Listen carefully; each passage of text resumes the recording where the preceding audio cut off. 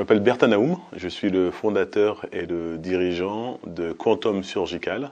C'est une société qui conçoit des robots qui aident les praticiens à traiter des patients souffrant du cancer de foie de façon plus efficace.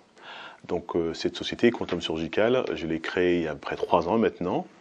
Et on vient franchir un cap très important puisque nous avons opéré le premier patient il y a quelques jours de cela au CHU de Montpellier. Et donc c'est une aventure qui se poursuit.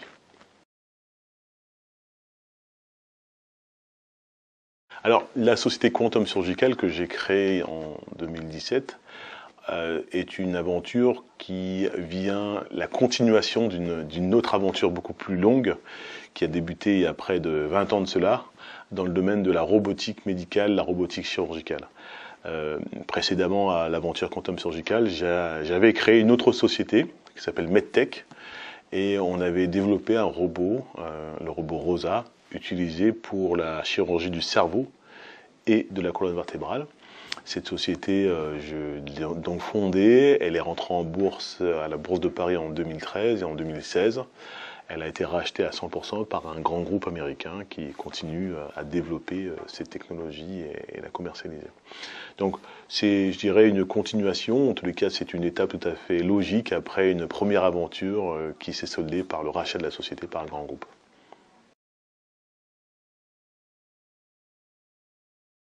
Alors, moi, je suis ingénieur de formation. Je suis absolument pas un médecin, je suis pas du tout soignant. Et j'ai découvert le secteur de la santé et de la médecine un peu par hasard. C'était à l'occasion d'un projet de fin d'études. J'étais à l'époque dans une école d'ingénieurs qui s'appelle l'INSA, à Lyon, l'Institut national des sciences appliquées. Et donc, à l'occasion d'un projet de fin d'études, il s'agissait de travailler en collaboration avec une équipe médicale pour développer un logiciel d'intelligence artificielle pour faire du diagnostic automatique sur des lésions intracrâniennes. Au-delà du sujet, c'est vrai que cette immersion dans le secteur de la santé fut une vraie révélation pour moi. Et à partir de là, je me suis dit, voilà quelque chose qui fait du sens et que je souhaiterais faire. Mettre mes compétences d'ingénieur au service de ce qui a certainement de plus important, c'est-à-dire la santé des gens tout simplement. C'est quelque chose qui m'a tout de suite fasciné et j'ai décidé que je voulais consacrer donc mes compétences à ce domaine-là. Alors c'est une question qui est tout à fait pertinente, c'est toujours un peu difficile de se juger soi-même. Je connais simplement le Bertin Naoum que je suis. Je ne sais pas ce que j'aurais été si j'avais eu un parcours différent, si j'avais vécu d'autres choses, tant au niveau professionnel que personnel. Mais j'imagine que bien évidemment, je dirais qu'une personne, elle est faite de différentes facettes.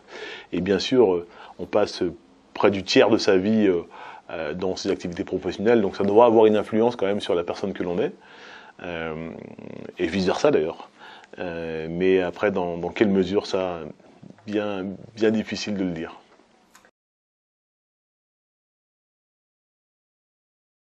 Oula, c'est une question qui est assez profonde. La première chose qui me vient à l'esprit, c'est que au travers de toutes ces aventures entrepreneuriales, qui sont avant tout des aventures humaines, ce que j'ai découvert et ma conviction, c'est que le but est dans le chemin. Je m'explique. On a tendance souvent dans les projets à pointer du doigt une étape, ou plutôt, je dirais, un but ultime, en se disant, voilà, quand j'aurai atteint cette but ultime, tout sera extraordinaire pour moi. Et puis finalement, le jour où on l'atteint, on se rend compte que finalement, c'était pas ça le plus important. Ce qui était le plus important, c'est le chemin qui nous a menés jusqu'à ce but. Et donc, ce que ça veut dire, tout simplement, c'est qu'en fait, dans toutes ces aventures humaines, entrepreneuriales, chaque jour compte. Et c'est ce que l'on fait chaque jour, finalement, qui fait que la vie vaut la peine d'être vécue. Et non pas l'atteinte d'un objectif, non pas que l'atteinte d'objectifs soit pas important, c'est important bien évidemment de se fixer des objectifs et les atteindre. Mais il faut pas s'enfermer dans cette conviction que finalement ce qui compte, c'est d'atteindre une espèce d'objectif qui serait un saint graal. Les difficultés font partie de la vie, en particulier de la vie de l'entrepreneur.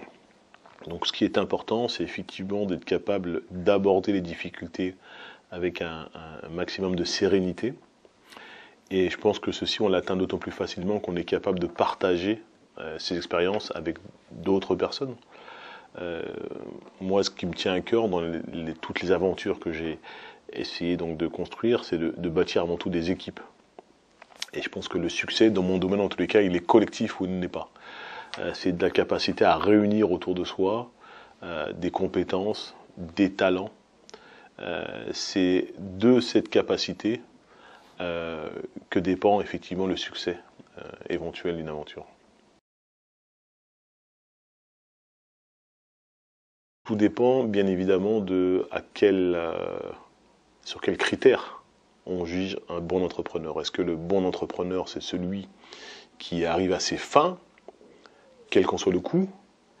Est-ce que c'est celui qui est capable d'entraîner avec lui ou avec elle d'autres?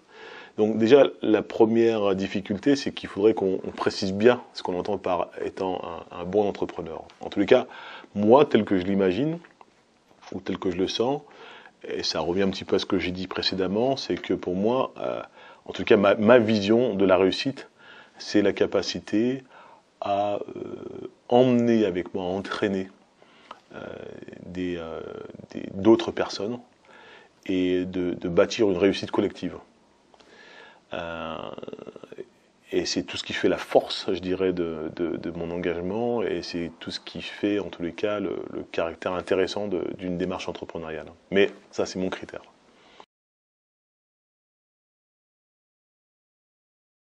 « 100% des gagnants ont tenté leur chance. » Voilà, donc je pense que la première chose à ne pas oublier, c'est que pour la première condition sine qua non, c'est de se lancer.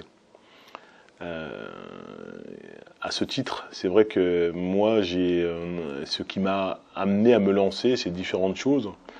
Et notamment, alors que j'étais encore salarié, j'ai acquis la conviction, effectivement, que en essayant de mener un projet d'une certaine façon, ça pourrait effectivement permettre de proposer des solutions plus importantes pour les patients, et n'ayant pas été convaincu, n'ayant pas réussi à convaincre plutôt, mais à l'époque mes patrons, d'aller dans cette direction, j'en suis arrivé à la conclusion que la seule façon de tester, c'était de me lancer et de le faire, parce que je voulais pas mourir sans avoir, en tout cas, testé et vérifié si ce que je pensais était vrai. Et puis chemin faisant, c'est vrai que je me suis aussi inspiré d'autres personnes qui sont lancées tout simplement, et je me suis dit finalement c'est faisable, et voilà.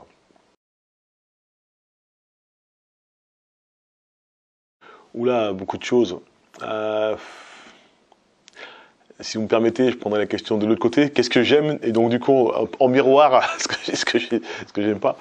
Moi, la qualité première pour moi, c'est la générosité, au sens large. C'est-à-dire que la générosité sous toutes ses formes, la générosité humaine, c'est ce qui est, à mon avis, la chose la plus importante. Donc, je dirais par effet de miroir, après, je pense que un des défauts que je trouve le plus rédhibitoire, c'est le manque de générosité. Voilà.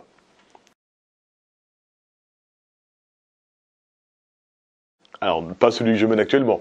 Ce qui est bien évidemment, celui que je mène actuellement, aujourd'hui, c'est un projet qui me tient absolument à cœur, puisqu'il s'agit de proposer une solution qui va permettre à beaucoup plus de patients de bénéficier d'un traitement très efficace sur une maladie qui malheureusement se développe de façon très importante, puisqu'on parle du cancer du foie, qui est le 6e cancer en termes de fréquence, et malheureusement le 2e en termes de mortalité.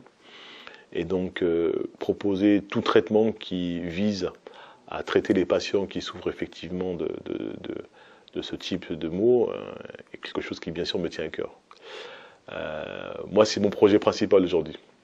Après, j'ai d'autres projets.